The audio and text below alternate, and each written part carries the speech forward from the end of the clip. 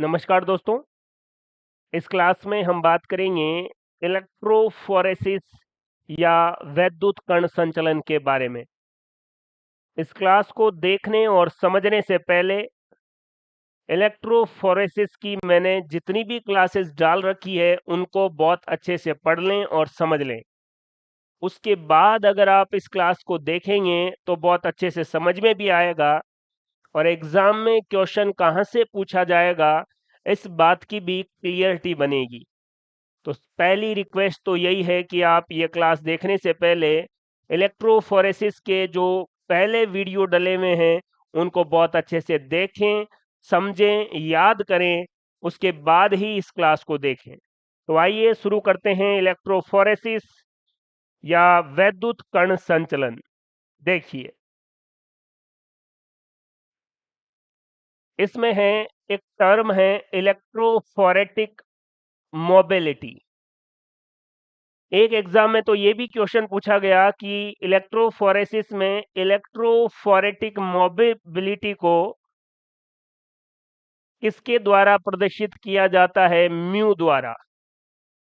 दूसरा क्वेश्चन ये पूछा गया कि इसका फॉर्मूला क्या है? तो म्यू बराबर v अपॉन ई।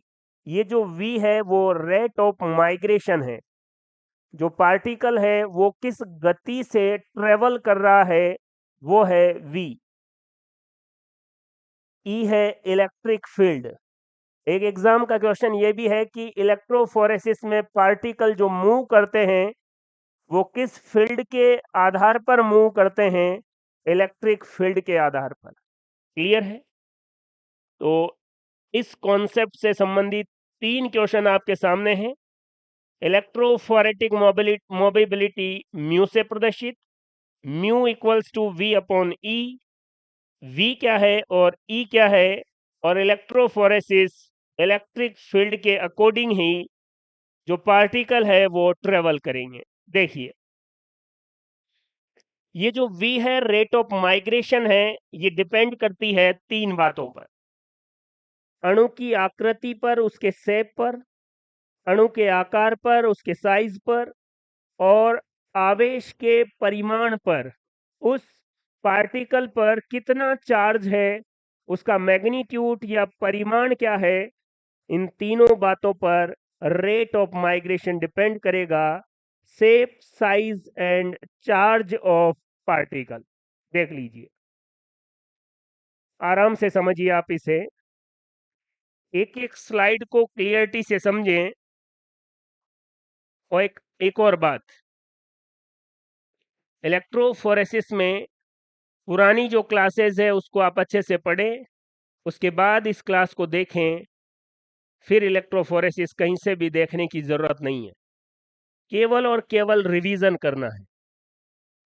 आइए, यदि दो कणों का आकार और आकृति समान है तो उनकी गतिशीलता किस पर निर्भर करेगी? आवेश पर। यह भी अच्छा क्वेश्चन है। अगर आकार और आकृति समान है तो फिर उनकी गतिशीलता, मोबिलिटी किस पर डिपेंड करेगी? उन पर उपस्थित चार्ज या आवेश पर। एक टर्म है मूविंग बाउंड्री इलेक्ट्रोफोरेसिस। आपको पता है इलेक्ट्रोफोरेसिस में कंपार्टमेंट है, उसमें हम डीएनए, आरएनए और प्रोटीन के जो फ्रेगमेंट्स है वो डालेंगे और फिर उनकी मोबिलिटी चेक करेंगे। ये जो कंपार्टमेंट है, अगर इसमें इलेक्ट्रोलाइट भरा है, लिक्विड भरा है, तो इसे कहा जाएगा मूविंग बाउंड्री इलेक्ट्रोफोरेसिस। अगर उसमें अगेरो जेल भरा हुआ है तो अगेरो जेल इलेक्ट्रोफोरेसिस। और अगर उसमें पॉली एक्रिल एमाइड जेल भरा हुआ है तो पेज कहेंगे polyacrylamide gel electrophoresis. Clear है बात? तो पार्टिकल को ट्रेवल करने के लिए जो मीडियम है, अगर वो लिक्विड है तो उसे कहा जाएगा मूविंग बाउंड्री इलेक्ट्रोफोरेसिस या फ्री बाउंड्री इलेक्ट्रोफोरेसिस। और इसके बारे में सबसे पहले टाइसेलियस या टीसेलियस नामक वैज्ञानिक ने बताया। एक क्वेश्चन भी पूछा गया है इलेक्ट्रोफोरेसिस में, अगर माध्यम या मीडियम तरल या इलेक्ट्रोलाइट है तो इसे क्या कहा जाएगा? Moving boundary electrophoresis. और अगर ये मीडियम सॉलिड है तो इसे कहा जाएगा जोन इलेक्ट्रोफोरेसिस। और इस जोन इलेक्ट्रोफोरेसिस के ही दो टाइप है, जेल इलेक्ट्रोफोरेसिस और पेपर इलेक्ट्रोफोरेसिस। और ये जो जेल इलेक्ट्रोफोरेसिस है, इसमें अगर जेल के रूप में एगेरोज का इस्तेमाल हो तो एगेरोज जेल इलेक्ट्रोफोरेसिस, और अगर जेल के रूप में पॉली एक्रिलेमाइड जेल का इस्तेमाल हो तो उसे पेज कहा जाएगा, पॉली एक्रिलेमाइड जेल इलेक्ट्रोफोरेसिस। देख लीजिए। आगे अगर हम बात करें, अब है जेल इलेक्ट्रोफोरेसिस। इसमें जो मीडियम है वो जेल है, और ये जेल जो है, अगर एगेरोज पाउडर है, देखिए, और इसको आप यूं कह सकते हैं कि अगर ये जो मीडियम है वो जेल है और ये जेल जो है वो एगेरोज जेल है, तो उसे कहा जाएगा एगेरोज जेल इलेक्ट्रोफोरेसिस। और एगेरोज जेल इलेक्ट्रोफोरेसिस में जो जेल है वो कैसे बनेगा, देखिए। एक तो इसमें एगेरोज पाउडर होगा और दूसरा बफर सॉल्यूशन होगा। ये जो एगेरोज पाउडर है, इसमें जो एगेरोज है ये लीनियर पॉलीसैकेराइड है, और इसकी जो मोनोमर या एकलक इकाई है वो है एगेरोबायोज। और एगेरोबायोज जो है वो डाइसैकेराइड है, जो गैलेक्टोपाइरेनोज प्लस गैलेक्टोज से बना है। गैलेक्टोज इसकी अल्टरनेट यूनिट है, एक के बाद एक गैलेक्टोज की यूनिट्स आती जाएगी। एगेरोज लीनियर पॉलीसैकेराइड, इसका मोनोमर एगेरोबायोज, ये डाइसैकेराइड है जो गैलेक्टोपाइरेनोज और गैलेक्टोज द्वारा बना रहता है। आराम से देखिए। चलिए, एगेरोज जो है इसका सोर्स है मैराइन सीवीड, समुद्री खरपतवार, रेड एल्गी, लाल शैवाल, रोडोफाइसी के सदस्य हैं जिनका नाम है गैलेडियम और ग्रेसिलेरिया। ये दो रेड एल्गी है जिनसे एगेरोज प्राप्त किया जाता है। बहुत बार एग्जाम में ये क्वेश्चन पूछा जा चुका है कि एगेरोज कौन सी शैवाल, लाल शैवाल, नाम गैलेडियम और ग्रेसिलेरिया। जेल के अंदर एगेरोज पाउडर के अलावा नेक्स्ट जो कंपोनेंट या घटक है वो है बफर सॉल्यूशन। और इस बफर सॉल्यूशन में दो टाइप के बफर है, टीबीई और टीएई। इसीलिए इनका नाम है टीबीई बफर और टीएई बफर। ट्रिस बोरेट ईडीटी है, ट्रिस एसीटेट ईडीटी है। ये जो टीबीई बफर है ये स्मॉल डीएनए फ्रेगमेंट्स के लिए है। अगर आपको एगेरोज जेल इलेक्ट्रोफोरेसिस से छोटे छोटे डीएनए सेगमेंट्स अलग करने हैं तब आपको बफर के रूप में टीबीई का इस्तेमाल करना है। अगर कंपैरेटिव स्टडी की जाए तो टीएई की तुलना में टीबीई बफर की बफर कैपेसिटी जो है वो हाई होती है। बफर कैपेसिटी क्या होगी? हाई होगी। देख लीजिए। और ट्रिस एसीटेट ईडीटीए बफर जो है ये लार्ज डीएनए फ्रेगमेंट्स के लिए काम आएगा। तो बफर सॉल्यूशन और उनके बारे में जानकारी बहुत अच्छे से देख लें। चलिए, बफर सॉल्यूशन में उपस्थित जो एसिड है वो क्या करते हैं, प्रोवाइड बफर कैपेसिटी। बफर को, बफर क्षमता या बफर कैपेसिटी प्रोवाइड करने का काम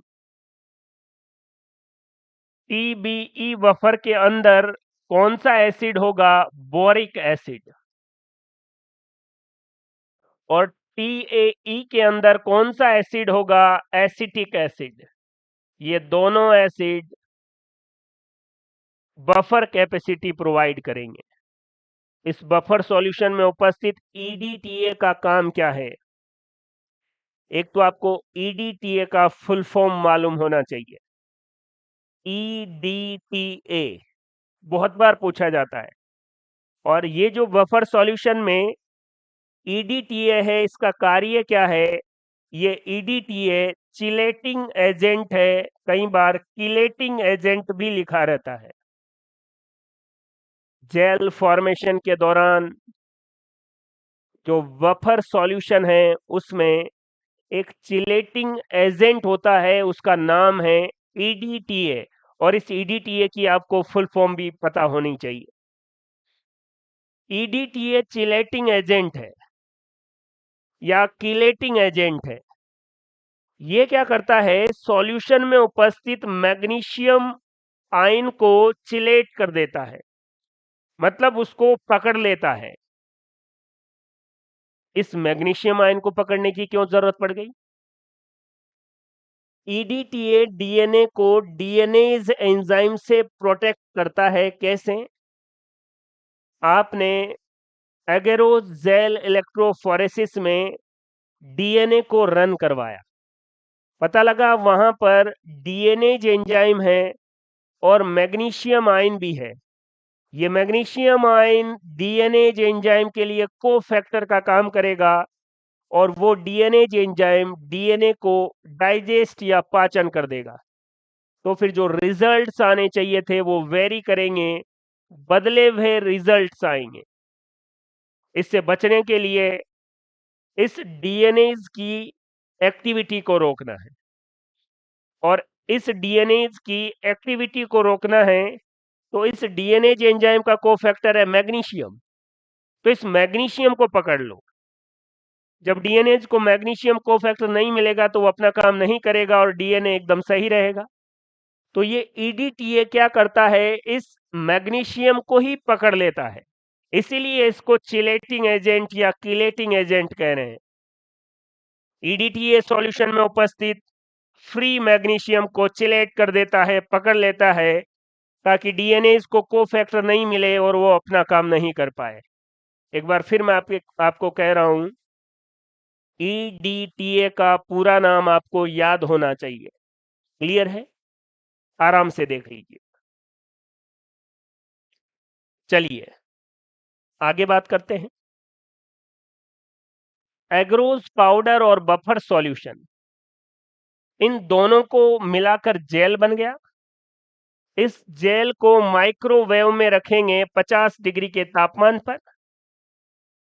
फिर इसे कास्टिंग ट्रे में कॉम लगाकर डाल देंगे और कॉम लगाने के बाद कॉम को रिमूव करेंगे और वेल तैयार हो जाएंगे। और ये जो वेल है ये कैथोड की तरफ होने चाहिए, क्योंकि आपको पता है कैथोड नेगेटिव चार्ज है और एनोड पॉजिटिव चार्ज है। कैथोड, क्लियर है बात? कैथोड जिधर भी लगेगा वो नेगेटिव और एनोड पॉजिटिव। क्लियर है? अब क्या हुआ, वेल का मतलब है यहां पर आप डीएनए को लोड करेंगे। डीएनए खुद नेगेटिव चार्ज है, तो कैथोड की तरफ ही वेल बनेंगे ताकि ये इससे रिपल्सन और एनोड से इसका अट्रैक्शन हो और ये डीएनए नीचे की तरफ मूव करे। तो एग्रोज जेल इलेक्ट्रोफोरेसिस में वेल कैथोड की तरफ होंगे। फर्स्ट वेल में डीएनए लेडर डाला जाएगा। डीएनए लेडर, लोडर भी कह सकते हैं या लेडर। DNA ladder. ये क्या है? डीएनए लेडर या डीएनए लोडर है। ये नॉन लेंथ या यूं कह सकते हैं नॉन मॉलिक्यूलर वेट के डीएनए फ्रेगमेंट है।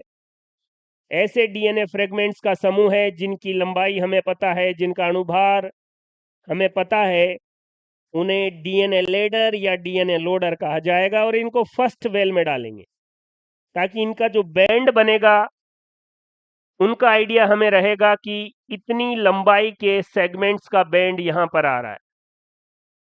और सैंपल लोड करते समय लोडिंग डाई भी और साथ में ग्लिसरॉल भी मिलाया जाता है।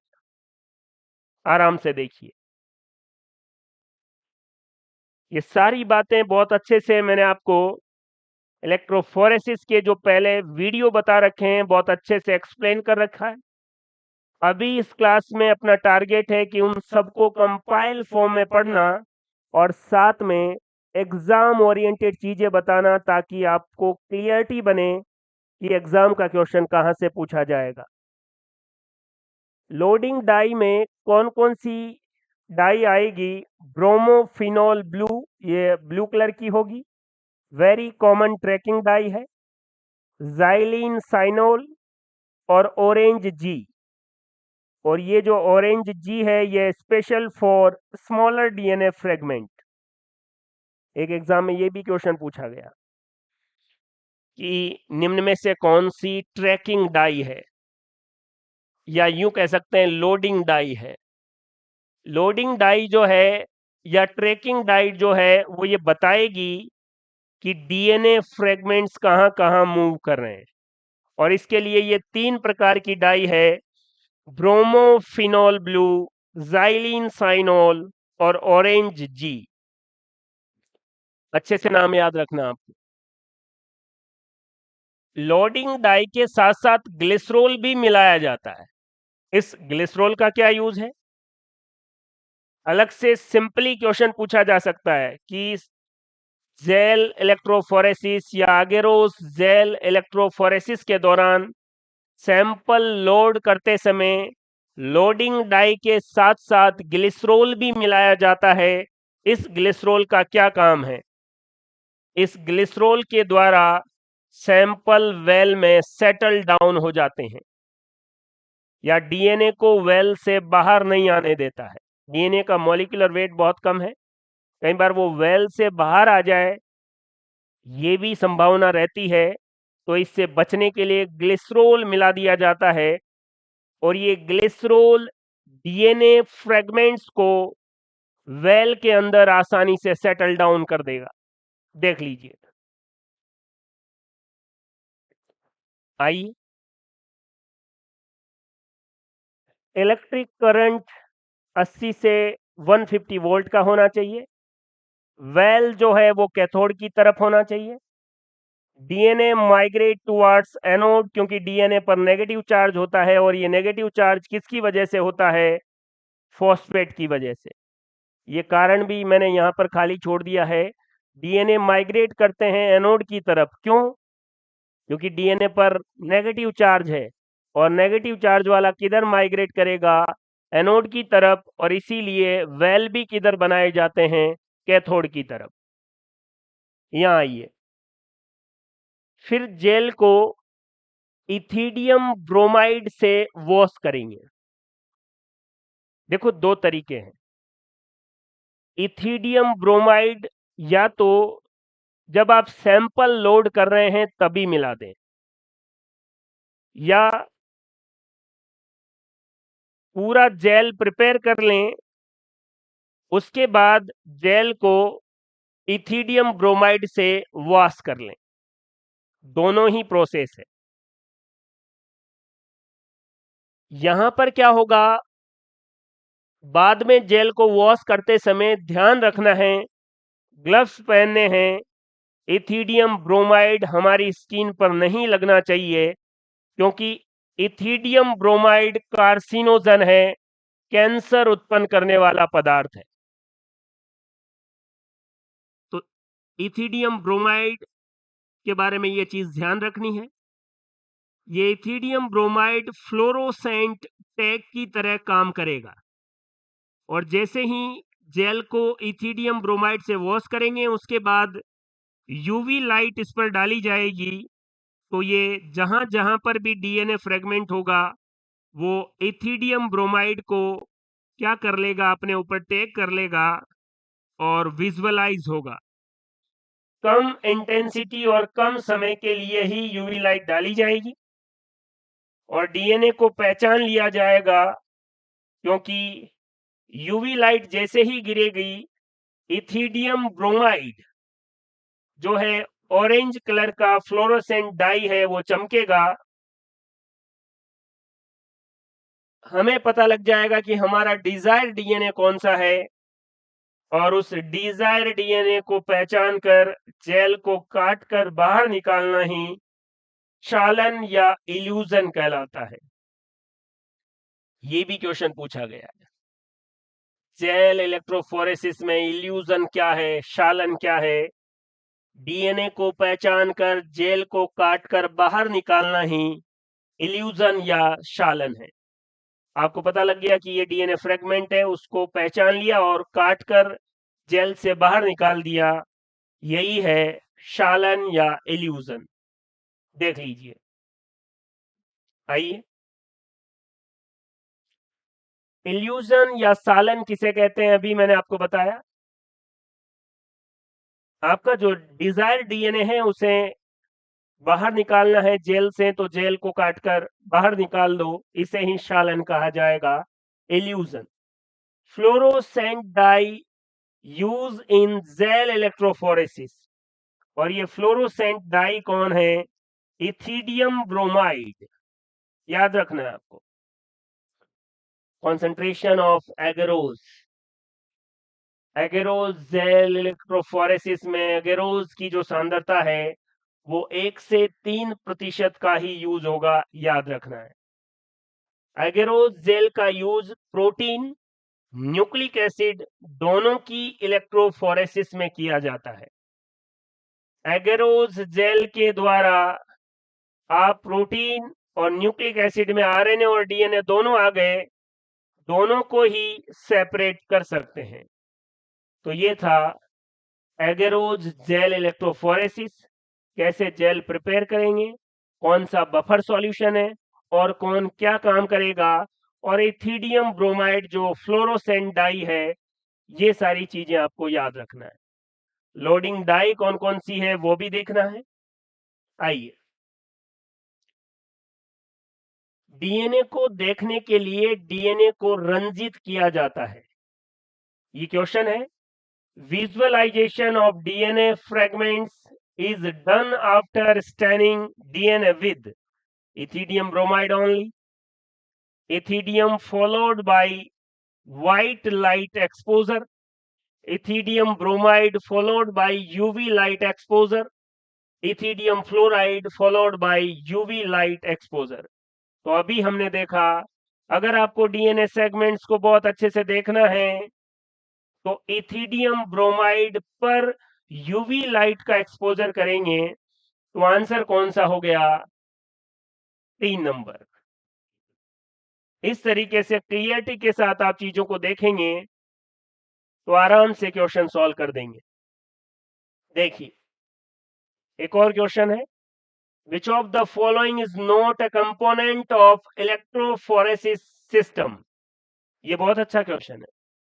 क्वेश्चन है कि निम्न में से कौन सा इलेक्ट्रोफोरेसिस तंत्र का भाग नहीं है। 4 ऑप्शन देखिए आप। A chamber containing a support medium, बिल्कुल है। एन एनोड एंड कैथोड, ये भी है। लाइट सोर्स और ए पावर सप्लाई या एक विद्युत आपूर्ति। इलेक्ट्रोफोरेसिस सिस्टम में सपोर्ट मीडियम है, एनोड कैथोड है, पावर सप्लाई है। हमें डीएनए को विजुअलाइज करने के लिए यूवी लाइट की जरूरत है, लेकिन वो अलग पार्ट है, वो इलेक्ट्रोफोरेटिक सिस्टम का भाग नहीं है। इसलिए इस क्वेश्चन का सही आंसर लाइट सोर्स हुआ। लाइट सोर्स इसका आंसर है, ये use for visualisation, DNA segment को देखने के लिए इसका यूज है, ये इलेक्ट्रोफोरेसिस जो सिस्टम है उसका भाग नहीं है। देखिए अगला क्वेश्चन है, वैद्युत कण संचलन वह तकनीक है जिसमें कोई भी निम्न में से अलग कर सकता है। Electrophoresis is a technique by which one can separate which of the following. Protein अलग हो सकते हैं, प्रोटीन और डीएनए अलग हो सकते हैं, डीएनए अलग हो सकते हैं, प्रोटीन डीएनए और एंजाइम अलग हो सकते हैं। अभी थोड़ी देर पहले हमने देखा था कि एगेरोज जेल जो है प्रोटीन और न्यूक्लिक एसिड दोनों को ही सेपरेट करेगी। यहां देखिए, तो प्रोटीन है, न्यूक्लिक एसिड है और एंजाइम भी तो प्रोटीन है। क्लियर है? सेपरेट आइसोजाइम्स, ऐसे एंजाइम जो different form of same enzyme, एक ही एंजाइम के अलग अलग जो फॉर्म है उन्हें आइसोजाइम्स कहा जाएगा, और इनको आप सेपरेट कर सकते हैं एगेरोज जेल इलेक्ट्रोफोरेसिस द्वारा। तो separate on the basis of charge and size. तो इसका आंसर क्या हो गया? ऑप्शन 4। ये सभी क्वेश्चन किसी न किसी एग्जाम में पूछे गए हैं, तो क्लियरिटी के साथ आप क्वेश्चन और आंसर को समझेंगे। आइए एक और क्वेश्चन है, एक वैद्युत कण संचलन प्रोटीन अलग करने के प्रयोग में अभिचलन में कमी देखी गई, इसका क्या कारण हो सकता है? In an electrophoresis experiment for separation of protein, a decrease in migration was observed. What could be the reason? Protein का सेपरेशन हो रहा है, यह कह रहा है कि जेल में जो प्रोटीन है उसका जो मूवमेंट है वो स्लो हुआ है। क्या कारण है इसका? देखिए, increase molecular size, increase ionic strength, increase current, both increase molecular size and increase ionic strength. तो इस क्वेश्चन का सही जवाब है ऑप्शन नंबर 4। याद रखना है आपको, ऑप्शन 1 भी सही है, लेकिन मॉलिक्यूलर साइज के साथ साथ आयोनिक स्ट्रेंथ भी अगर इंक्रीज हो रही है तब भी उस प्रोटीन का जो माइग्रेशन है वो स्लो हो जाएगा। आइए और क्वेश्चन देखिए, निम्नलिखित में से कौन सा कारक इलेक्ट्रोफोरेटिक गतिशीलता को प्रभावित करता है? मॉलिक्यूलर वेट करता है, शेप ऑफ मॉलिक्यूल करता है, साइज ऑफ मॉलिक्यूल करता है, उस मॉलिक्यूल की स्टीरियो केमिस्ट्री मोबिलिटी या गतिशीलता को प्रभावित नहीं करती है। आंसर 4। डीएनए पृथक्करण या डीएनए आइसोलेशन में प्रयुक्त चिलेटिंग या चिलेटिंग एजेंट है। अभी हम बात कर रहे थे, और चिलेटिंग एजेंट है ईडीटीए, इसका फुल फॉर्म आपको याद होना चाहिए। और ये ईडीटीए किसको चिलेट करता है? मैग्नीशियम आयन को। और ये मैग्नीशियम आयन किसके लिए कोफैक्टर है? डीएनए को डाइजेस्ट करने वाले एंजाइम डीएनएज एंजाइम के लिए। देखिए, तो अगर आप पहले जो वीडियो है इलेक्ट्रोफोरेसिस के उनको बहुत अच्छे से देख लिए और उसके बाद ये क्लास ध्यान से पढ़ लिए, इसके बाहर कुछ भी आपको देखने की आवश्यकता नहीं है। आइए एक और क्वेश्चन, एगेरोज जेल विद्युत कण संचलन विश्लेषण के दौरान आरएनए अणुओं को अक्सर इंटैक्ट आरएनए या अक्षुण आरएनए के संकेतक या इंडिकेटर के रूप में क्यों उपयोग किया जाता है? सीधा आपको याद रखना है, क्योंकि ये जेल पर अलग अलग बैंड के रूप में दिखाई देते हैं। देखिए, क्वेश्चन पढ़िए, चारों ऑप्शन पढ़िए और आंसर है इसका 3। आराम से इस क्वेश्चन को देखिए और समझिए। वैद्युत कण संचलन इलेक्ट्रोफोरेसिस में किसी विलयन के माध्यम से कोलाइडी कणों का स्थानांतरण किसके प्रभाव में होता है?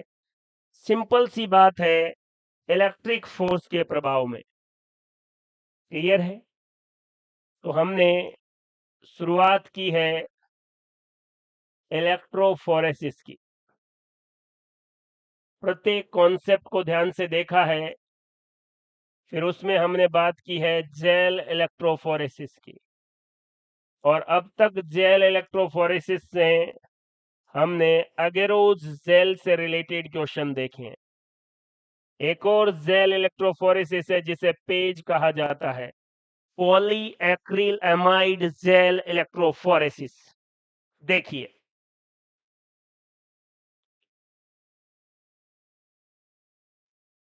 आइए, पेज पूरा नाम polyacrylamide gel electrophoresis, polyacrylamide gel electrophoresis. इसे सॉलिड सपोर्ट के लिए एगरोज के स्थान पर पॉली एक्रिल एमाइड का यूज करते हैं। और ये जो पॉली एक्रिल एमाइड है, ये एक्रिल एमाइड का बहुलक है, और एक्रिल एमाइड का formula CH2 double bond CH C double bond O NH2। ये एक्रिल एमाइड है, और बहुत सारे एक्रिल एमाइड आपस में जुड़कर पॉली एक्रिल एमाइड बना देंगे। ये जो चेन है, ये बहुत सारे एक्रिल एमाइड मिले हुए हैं, और पॉली एक्रिल एमाइड है, ये भी पॉली एक्रिल एमाइड है। फिर इनको जोड़ने के लिए लिंकर है, उसका नाम है क्रॉस लिंकर एजेंट, और ये है एन एंडेस मिथाइलिन बिस एक्रिलेमाइड। शॉर्ट में इसे बिस एक्रिलेमाइड भी कहा जाता है। तो पेज के अंदर जो जेल है वो पॉली एक्रिलेमाइड जेल है, और इस पॉली एक्रिलेमाइड में एक्रिल एमाइड ऐसे लीनियर जुड़े रहते हैं, और बीच में क्रॉस लिंकिंग बिस एक्रिल एमाइड के द्वारा होती है। पूरा नाम एन एंडेस मेथाइलिन बिस एक्रिल एमाइड।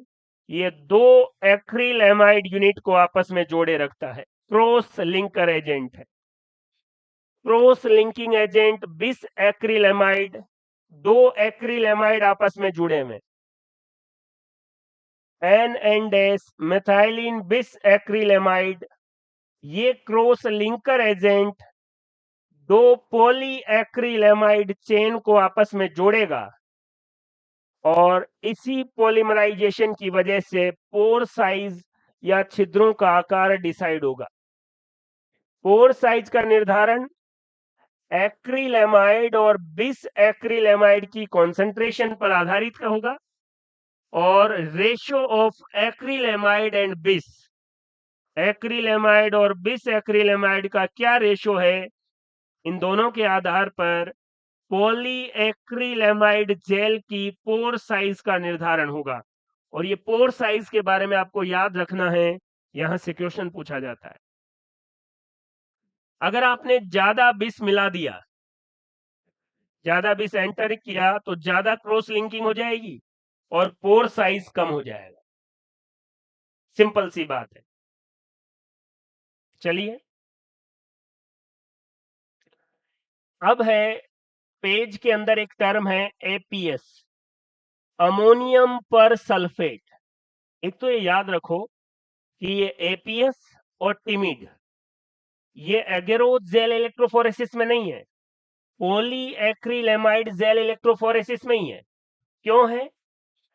पहले तो एपीएस का पूरा नाम अमोनियम पर सल्फेट, ये इनिशिएट करता है बिस सॉल्यूशन को क्रॉस लिंकिंग के लिए। और एक है टिमिड, एन एन एंडेस एंडेस टेट्रा मिथाइल इथाइलिन डाइएमीन। पूरा नाम टिमिड का याद होना चाहिए, यह कैटालिस्ट है फॉर क्रॉस लिंकिंग। बिस एक्रिलेमाइड को इनिशिएट करने का काम एपीएस करेगा, और इस जो क्रॉस लिंकिंग रिएक्शन है, इसके कैटालिस्ट के रूप में कौन काम करेगा? टिमिड। एपीएस और टिमिड का पूरा नाम भी याद रखना है, और इनका यूज पेज में होता है, पॉलीएक्रिलेमाइड जेल इलेक्ट्रोफोरेसिस में होता है। वेरी इंपॉर्टेंट, मैंने फिर से लिखा है, फुल फॉर्म ऑफ एपीएस और टिमिड आपको याद होना चाहिए, और यूज इन पेज, पेज में इनका यूज होता है। And what is function, function आपको याद होना चाहिए, अमोनियम पर सल्फेट इनिशिएट करता है बिस सॉल्यूशन को क्रॉस लिंकिंग के लिए, और टिमिड इस क्रॉस लिंकिंग के लिए कैटालिस्ट या उत्प्रेरक का काम करता है। आराम से देखिए, चलिए आगे बात करते हैं। What are two main components needed to prepare polyacrylamide gel. तो अभी हमने बहुत अच्छे से पढ़ा, पॉलीएक्रिलेमाइड जेल बनाने के लिए दो कंपोनेंट होने चाहिए, एक्रिलेमाइड और बिस एक्रिलेमाइड। यही आंसर है। आगे चलिए, वेरी इंपॉर्टेंट, फिर से, pore size of PAGE ratio of acrylamide and bis acrylamide पर निर्भर करेगा। और एसडीएस पेज हम आगे देखेंगे, पेज का ही एक प्रकार है एसडीएस पेज, ये आपने नाम सुना होगा। एसडीएस पेज में एक्रिलेमाइड और बिस का जो रेशो है वो 20 1 अनुपात में, और एक्रिलेमाइड 29 या 29 अनुपात में होगा। 1 अनुपात 29, 1 भाग में 20 और 29 एक्रिलेमाइड। देख लीजिए, बहुत ध्यान से इस क्लास को समझना है, जितनी ज्यादा बार रिवाइज कर सकते हो करना है। देखिए, कई बार आप ध्यान से पढ़ते नहीं है और फिर आपको लगता है कुछ भी समझ में नहीं आ रहा, पता नहीं क्या ही कह रहे हैं।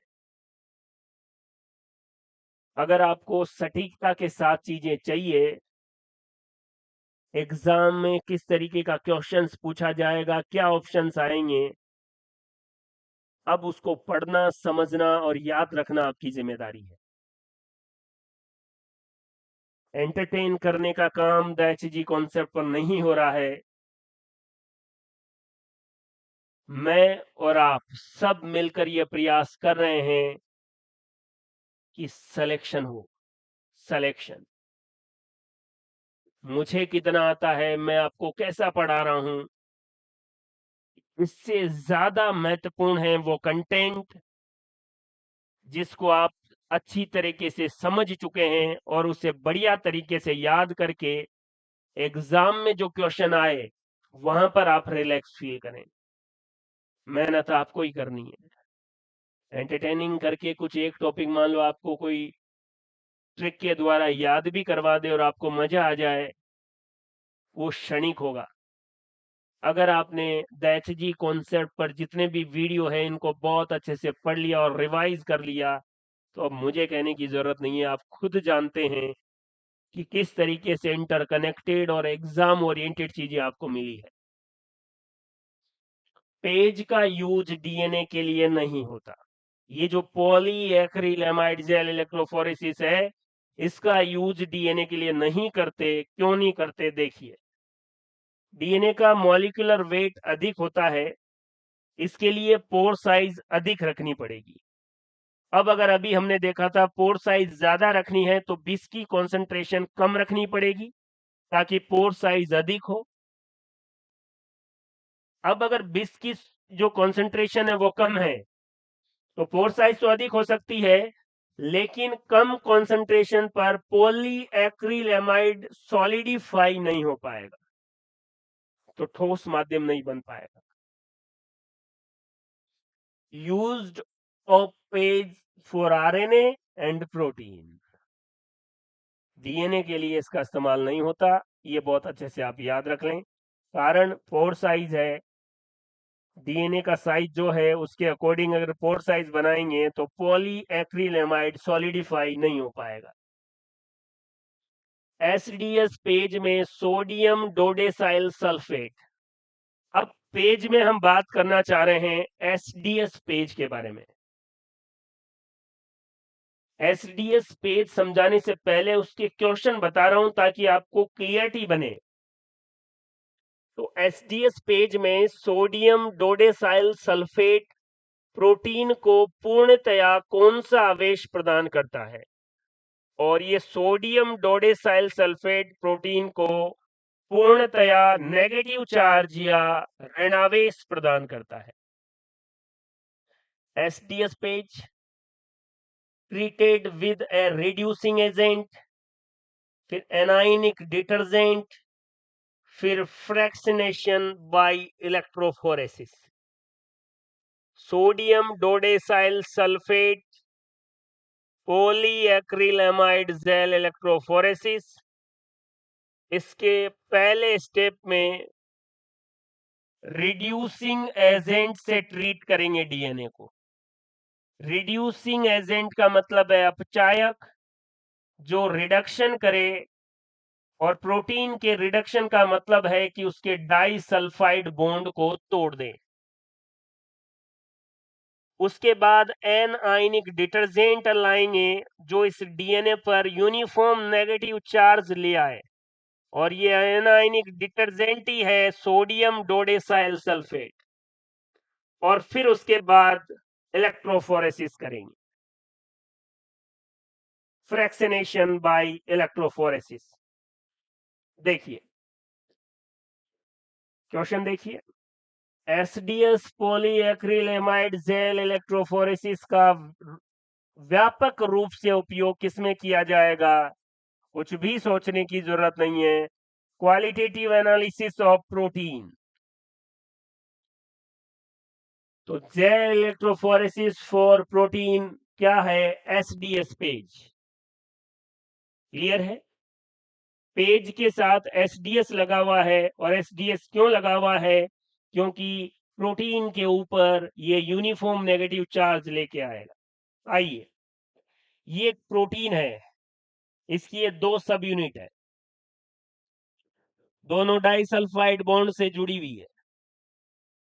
डाइसल्फाइड बॉन्ड के लिए रिड्यूसिंग एजेंट आएगा, अपचायक आएगा, और एसडीएस पेज में रिड्यूसिंग एजेंट या अपचायक जो डाइसल्फाइड बॉन्ड को तोड़ेगा, उसके लिए बीटा मर्केप्टो इथेनॉल का इस्तेमाल होता है, और ये डाइसल्फाइड बॉन्ड को तोड़ता है। तो एसडीएस पेज में रिडक्शन का क्या मतलब है, अपचयन का क्या मतलब है? डाइसल्फाइड बॉन्ड का टूटना। कौन कर रहा है ये रिडक्शन? बीटा मर्केप्टो इथेनॉल, इसीलिए इसको क्या कहा जाएगा? Reducing agent. सीधा क्वेश्चन, एसडीएस पेज में रिड्यूसिंग एजेंट के रूप में किस केमिकल का यूज किया जाता है? Beta mercaptoethanol. ये क्या करता है?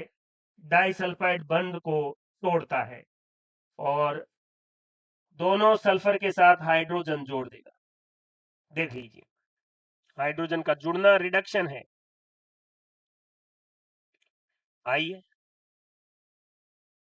एसडीएस पेज में रिड्यूसिंग एजेंट बीटा मर्केप्टो इथेनॉल, उसके बाद है एसडीएस। एसडीएस का पूरा नाम भी आपको ध्यान में रखना है, याद हो जाएगा, वैसे बहुत बार मैंने बोल दिया है। सोडियम डोडेसाइल सल्फेट, फॉर्मूला भी देख लीजिए, सोडियम O माइनस S, दोनों तरफ डबल बॉन्ड के साथ O CH2 11 और CH3, सोडियम डोडेसाइल सल्फेट। जब बीटा मर्केप्टो इथेनॉल ने डाइसल्फाइड बॉन्ड तोड़ दिए, अब इन दोनों सब यूनिट के ऊपर यूनिफॉर्म नेगेटिव चार्ज लाने का काम कौन करेगा?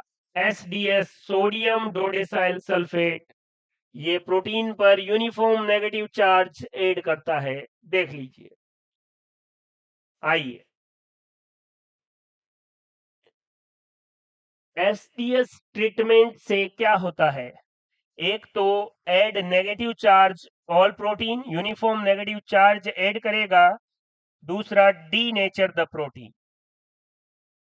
एसडीएस ट्रीटमेंट से संपूर्ण प्रोटीन पर यूनिफॉर्म नेगेटिव चार्ज आ जाएगा, इस वजह से चार्ज और मास रेशियो सेम हो जाता है। बहुत महत्वपूर्ण बात है, very important. Uniform negative charge के कारण चार्ज और मास रेशियो जो है वो सेम हो जाएगा। आराम से देखिए, साइज ऑफ प्रोटीन, अगर प्रोटीन का साइज 10 से 100 किलो डाल्टन है तो एक्रिल एमाइड की कॉन्सेंट्रेशन 15% होगी, और अगर 100 किलो डाल्टन से ज्यादा है तो पेज में एक्रिलेमाइड की कॉन्सेंट्रेशन कम करनी पड़ेगी, क्योंकि साइज बढ़ाना है तो 10 से 7.5%। देख लीजिए, एसडीएस पेज में ग्लोब्यूलर और फाइब्रस प्रोटीन की अगर बात हो तो ग्लोब्यूलर प्रोटीन जो है वो कॉम्पैक्ट होते हैं, सघन रूप से पैकिंग रहेगी इनकी, और फाइब्रस फैले रहेंगे। इसलिए एसडीएस पेज में दोनों का कंपैरिजन किया जाएगा तो ग्लोब्यूलर प्रोटीन फास्ट मूव करेगा, और यदि दो प्रोटीन का मास व शेप एक समान है तो फिर उसे अधिक आवेश घनत्व या लार्ज चार्ज डेंसिटी वाला फास्ट मूव करेगा। अधिक आवेश घनत्व, चार्ज डेंसिटी का मतलब है अगर एक यूनिट एरिया में कितना चार्ज है, जिसमें इकाई क्षेत्रफल में चार्ज ज्यादा है उसका चार्ज डेंसिटी या आवेश घनत्व ज्यादा है, वो ज्यादा फास्ट मूव करेगा। देखिए, एक बहुत महत्वपूर्ण कॉन्सेप्ट, अगर सैंपल पर लार्ज पॉजिटिव या लार्ज नेगेटिव चार्ज है तो एसडीएस के कंपैरिजन में इस चार्ज को नेग्लिजिबल नहीं माना जाएगा। कितना ही नेगेटिव यूनिफॉर्म चार्ज हो जाए, जैसे एक प्रोटीन है H1 हिस्टोन प्रोटीन, न्यूक्लियोसोम बनते समय ये लिंकर प्रोटीन का काम करेगा, इसका मास है 21 किलो डाल्टन, लेकिन इलेक्ट्रोफोरेसिस में ये 30 किलो डाल्टन की तरह बिहेव करता है, और इसका कारण है स्ट्रॉन्ग पॉजिटिव चार्ज। जब इसमें पॉजिटिव चार्ज होगा तो ये थोड़ा नीचे की तरफ नहीं आ पाएगा, जितना इसका मास है उतना नहीं आ पाएगा, क्योंकि पॉजिटिव चार्ज कैथोड की तरफ ज्यादा अट्रैक्ट रहेगा। तो ये याद भी रखना है कि H1 हिस्टोन प्रोटीन अपने मास के अकॉर्डिंग बैंड नहीं बनाता, इसका कारण है उसमें स्ट्रॉन्ग पॉजिटिव चार्ज है।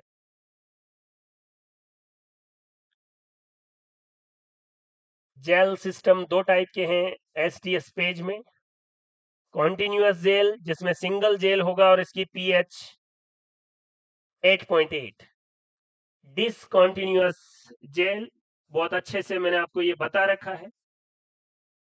डिसकॉन्टिन्यूअस का मतलब है कि अलग अलग जेल होंगे, सैंपल जेल, स्टैकिंग जेल और सेपरेटिंग जेल, और ये अलग अलग करने के पीछे रीजन है सबकी पीएच अलग अलग।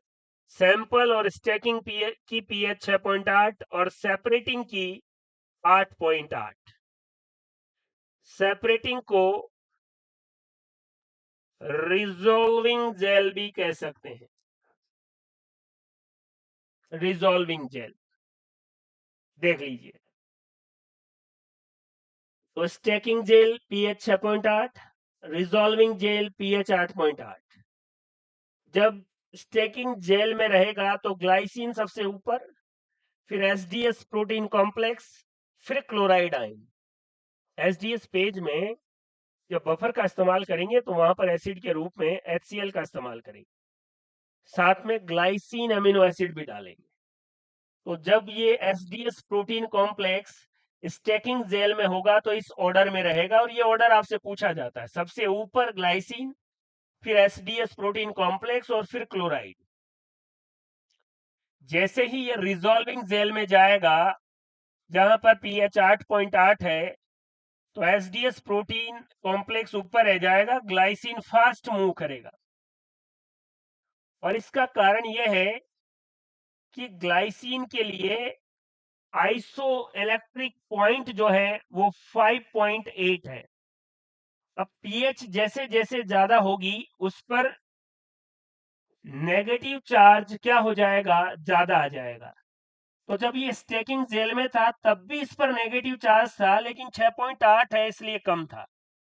जैसे ही पीएच ज्यादा हुई, इसका नेगेटिव चार्ज जो है ज्यादा हो गया, और अगर नेगेटिव चार्ज ज्यादा हो गया तो ये फास्ट मूव करेगा और एसडीएस प्रोटीन कॉम्प्लेक्स से आगे निकल जाएगा, क्योंकि नीचे की तरफ एनोड है, पॉजिटिव है, तो नेगेटिव को जल्दी अट्रैक्ट करेगी। तो ये ऑर्डर याद रखना है स्टैकिंग जेल में और रिजॉल्विंग जेल में। और इस ग्लाइसिन का यूज भी यही है कि जो एसडीएस प्रोटीन कॉम्प्लेक्स है वो एक साथ एंटर करे किस में, रिजॉल्विंग जेल में। Pi isoelectric value of glycine 5.8 है, ये पीएच है 5.8। पीएच का वह मान जिस पर एमिनो एसिड इधर भी गति नहीं करे, ना एनोड की तरफ ना कैथोड की तरफ, मतलब वो ज्विटर आयन की फॉर्म में हो, एम्फोटेरिक फॉर्म में हो। देख लीजिए, डिसकंटिन्यूअस जेल का लाभ यह है कि प्रोटीन के एग्रीगेशन और प्रेसिपिटेशन को प्रिवेंट करता है। जेल के द्वारा सेपरेशन के दौरान अगर आपको लगे कि प्रोटीन का एग्रीगेशन और प्रेसिपिटेशन हो सकता है, तो उसे डिसकंटिन्यूअस जेल के द्वारा सेपरेट करें। एसडीएस पेज, कॉन्टिन्यूअस और डिसकंटिन्यूअस जेल, उनकी पीएच, एसडीएस कॉम्प्लेक्स, ग्लाइसिन और क्लोराइड किस ऑर्डर में कौन से जेल में ट्रेवल कर रहे हैं। स्टैकिंग जेल में ऐसे, रिजॉल्विंग जेल में ऐसे। ग्लाइसिन फास्ट मूव क्यों किया? आइसो इलेक्ट्रिक पॉइंट की वजह से। और आइसो इलेक्ट्रिक पॉइंट क्या है वो भी देखेंगे। 2D gel electrophoresis. 2D gel electrophoresis में जब भी क्वेश्चन पूछा जाएगा, पहले तो ये पूछा जाएगा कि इसके दो घटक या कंपोनेंट कौन कौन से हैं। आइसो इलेक्ट्रिक फोक्सिंग और एसडीएस पेज, ये दो कंपोनेंट। पहला जो कंपोनेंट है आइसो इलेक्ट्रिक फोक्सिंग, और दूसरा जो है वो एसडीएस पेज, इन दोनों को मिलाकर 2D जेल इलेक्ट्रोफोरेसिस बना है। आइए, अगर सेम साइज के प्रोटीन है तो एसडीएस पेज में दोनों का एक ही बैंड आएगा। इसे बचने के लिए 2D जेल इलेक्ट्रोफोरेसिस करते हैं। नॉर्मल एसडीएस पेज में प्रोटीन शेप और मास के अकॉर्डिंग सेपरेट होते हैं।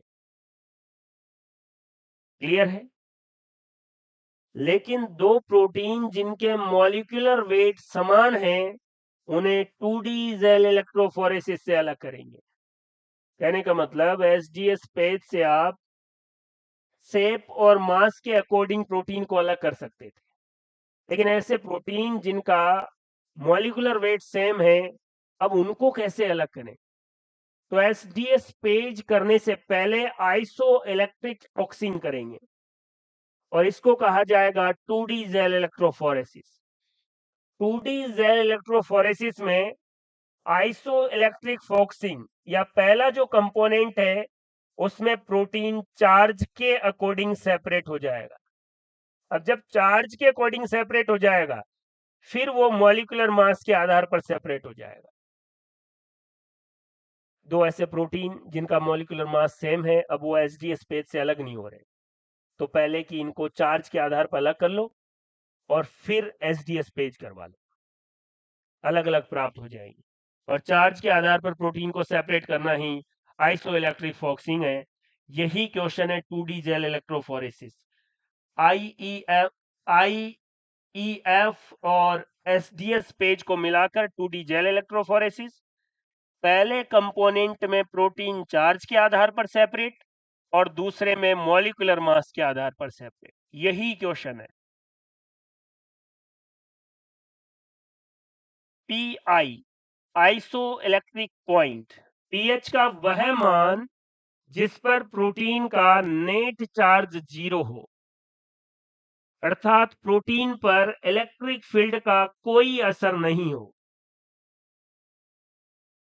प्रोटीन के अंदर जो अमीनो एसिड है वो ज्विटर आयन की फॉर्म में हो।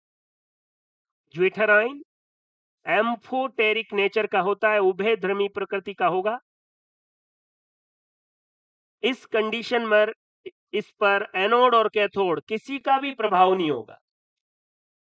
तो किसी भी अमीनो एसिड के लिए पीएच का वह मान जिस पर प्रोटीन का नेट चार्ज 0 हो और प्रोटीन पर इलेक्ट्रिक फील्ड का कोई असर नहीं हो। जैसे मैंने आपको बताया था, ग्लाइसिन के लिए कितना है 5.8, तो 5.8 पीएच का मान है। पीएच का वह मान जिस पर नेगेटिव जो उसका जो चार्ज है वो 0 हो जाए। क्लियर है? आइए, आइसो इलेक्ट्रिक फॉक्सिंग, ये जेल स्ट्रिप है। इमोबिलाइज पीएच ग्रेडियंट होगा इसमें, ये 4 से 10 तक, यहां पर प्लस यहां पर माइनस। प्रोटीन का मिक्सर इसमें डाला जाएगा, एम्फोलाइट मॉलिक्यूल जो पीएच ग्रेडियंट फॉर्म करेंगे जिसमें सुक्रोज सॉल्यूशन होगा। और जैसे ही इसमें प्रोटीन डाला जाएगा वो कहीं पर जाकर रुक जाएगा। मान लीजिए कोई प्रोटीन कॉम्प्लेक्स यहां जाके रुक गया और यहां पर पीएच 6 है, इसका मतलब इस पीएच पर वो कहीं भी ट्रेवल नहीं कर रहा है, ना प्लस की तरफ ना माइनस की तरफ। इसका मतलब उसका आइसो इलेक्ट्रिक पॉइंट यही है। जैसे ग्लाइसिन अगर आपको मिलेगा तो यहां मिलेगा 5.8 के आसपास। 5.8 पीएच पर आते ही उस पर इलेक्ट्रिक प्रभाव जो है, इलेक्ट्रिक फील्ड का प्रभाव नगण्य हो जाएगा, कोई प्रभाव नहीं होगा। 8 मोल यूरिया, ये denature and maintain stability of protein, याद रखना है। ये आइसो इलेक्ट्रिक फॉक्सिंग में यूरिया जो है वो प्रोटीन को डीनेचर करेगा और इसकी स्टेबिलिटी को मेंटेन करेगा। IEF पहला कंपोनेंट है 2D जेल इलेक्ट्रोफोरेसिस का। PI बहुत ज्यादा महत्वपूर्ण है। पीएच का वह मान जिस पर उस अमीनो एसिड या प्रोटीन पर इलेक्ट्रिक फील्ड का प्रभाव नहीं हो। क्लियर है? और ग्लाइसिन के लिए इसका मान 5.8 है। एसडीएस पेज में एक्रिलेमाइड और बिस एक्रिलेमाइड का रेशियो 29:1। एसडीएस पेज में अपचैन डाइसल्फाइड बंधों का टूटना है और इसके लिए जो रिड्यूसिंग एजेंट है वो कौन है? Beta मर्केप्टो ethanol.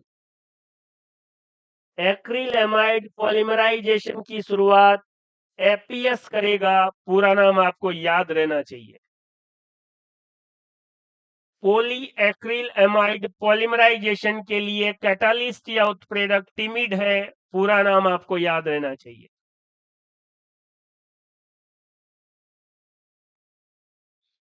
एसडीएस पेज में ग्लिसरॉल का काम है प्रोटीन के घनत्व को बढ़ाना। रनिंग फ्रंट को ट्रैक करने के लिए ट्रैकिंग डाई है ब्रोमोफिनॉल ब्लू।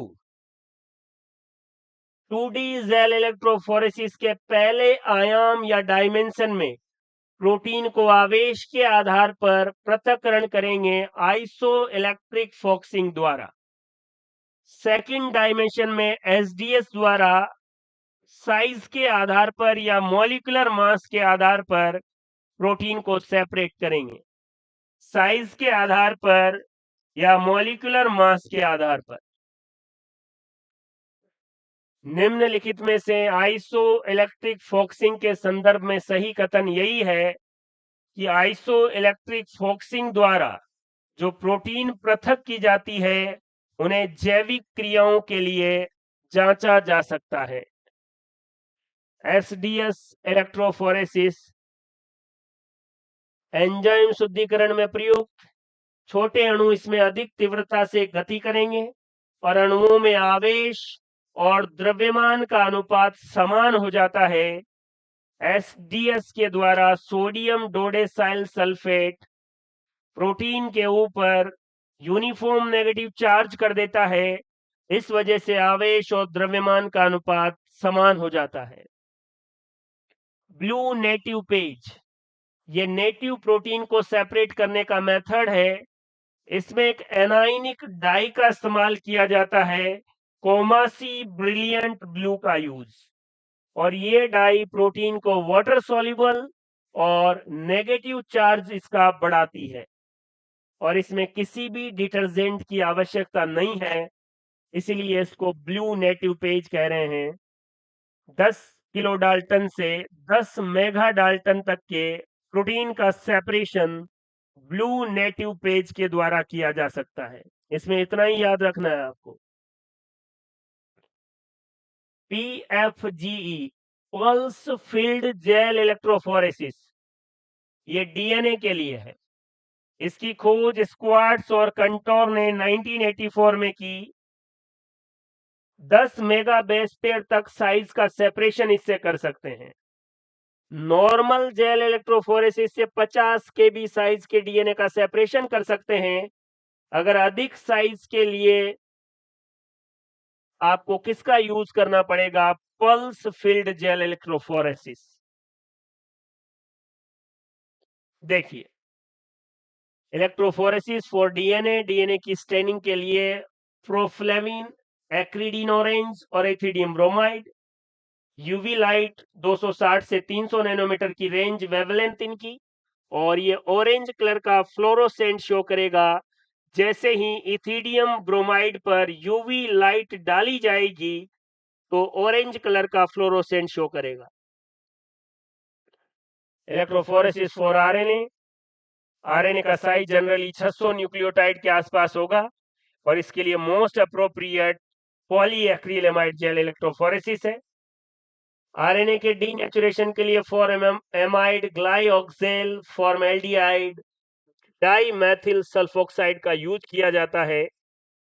फॉर्मेल्डिहाइड आरएनए में ग्वानिन के साथ इम्यूनो ग्रुप से रिएक्ट करके शिप बेस बनाता है और इसे डाइल्यूशन के द्वारा रिमूव कर देते हैं। देख लीजिए आप, टॉपिक का नाम है इलेक्ट्रोफोरेसिस, और जितना लेवल हमारे एग्जाम का है, बीटा मर्केप्टोइथेनॉल क्या करेगा, एसडीएस क्या करेगा, एगेरोजेल और पेज पॉलीएक्रिलेमाइड जेल, फिर उसके बाद एसडीएस से पहले आइसोइलेक्ट्रिक फॉक्सिंग कर दी तो 2D gel electrophoresis. SDS page में या पॉलीएक्रिलेमाइड जेल इलेक्ट्रोफोरेसिस में एपीएस और टिमिड का क्या काम है, किस आधार पर ये अलग होते हैं, इलेक्ट्रोफोरेटिक मोबिलिटी क्या है, यही क्वेश्चन पूछे जाएंगे। मैंने फिर भी चीजों को और क्लियरिटी के साथ डिटेल में बताया है। आपको बेवजह परेशान नहीं होना है कि सर इसके बाहर आ गया तो। पहले मैंने आपको जो वीडियो बताए हैं उनको क्लियरिटी के साथ समझें, उसके बाद ये वीडियो देखें। अगर आप पहले ये वीडियो देख लें उसके बाद भी उनको देख लें तो भी कोई दिक्कत नहीं है। एचजी कॉन्सेप्ट पर इलेक्ट्रोफोरेसिस के पहले जो वीडियो है वो, और उसके बाद इस वीडियो को आपने ढंग से रिवाइज कर लिया, एग्जाम में जो भी इलेक्ट्रोफोरेसिस का क्वेश्चन आएगा आप उस क्वेश्चन और उसके ऑप्शन को देखकर बड़े खुश होंगे। ये मैं फिर कह रहा हूं, ओवर कॉन्फिडेंस में नहीं, बहुत सिस्टमेटिक तरीके से इलेक्ट्रोफोरेसिस, उसके वो कंपोनेंट्स जहां से क्वेश्चन पूछा जाएगा उनको क्लियरिटी के साथ बताकर बोल रहा हूं। तो इसी आशा के साथ कि इलेक्ट्रोफोरेसिस का जो क्वेश्चन आएगा उसे हम बेहतरीन तरीके से सॉल्व करेंगे। पहले जो वीडियो डले हुए उनको ध्यान से देखेंगे, उसके बाद इस वीडियो को बार बार रिवाइज करेंगे, बेहतरीन तरीके से नोट्स बनाएंगे और तैयारी को शानदार करेंगे। थैंक यू, धन्यवाद।